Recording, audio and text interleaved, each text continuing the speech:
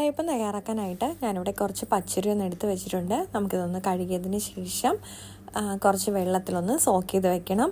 നമ്മൾ തലേ ദിവസം ഇട്ട് വയ്ക്കാൻ മറന്ന് പോവുകയാണെന്നുണ്ടെങ്കിൽ നമുക്ക് കുറച്ച് ചൂടുവെള്ളം ഒഴിച്ച് ഒരു 3-4 മണിക്കൂർ വെച്ച് കഴിഞ്ഞാൽ നമ്മുടെ അരി നന്നായിട്ട് കുതിർന്ന് കിട്ടും. അല്ല നമ്മൾ തലേ ദിവസം ആണ് ഇട്ട് വയ്ക്കുന്നതെന്നുണ്ടെങ്കിൽ രാവിലെ ആകുമ്പോഴത്തേക്കും പെർഫെക്റ്റായിട്ട് കിട്ടും. ഇനി നമുക്ക് നമ്മുടെ പച്ചരി ഒന്ന് അരച്ചെടുക്കാം. അപ്പോൾ ഇതിലേക്ക് ആവശ്യത്തിനുള്ള വെള്ളം ഒഴിച്ചിട്ട് നമുക്ക് അരച്ചെടുക്കാം. അതേ മിക്സിയിലേക്ക് തന്നെ നമുക്ക് കുറച്ച് അരിപ്പൊടി, തേങ്ങ, പഞ്ചസാര, ചോറ്, അതിൻ്റെ കൂടെ ഒരു ലേശം നല്ല ജീരകവും കൂടെ ചേർക്കുന്നുണ്ട്. അത് സ്കിപ്പ് ചെയ്യണമെന്നുണ്ടെങ്കിൽ സ്കിപ്പ് ചെയ്യാം. ഇതിലേക്ക് ഞാനിവിടെ ചേർത്തേക്കുന്നത് ഇൻസ്റ്റൻറ്റ് ഈസ്റ്റാണ്.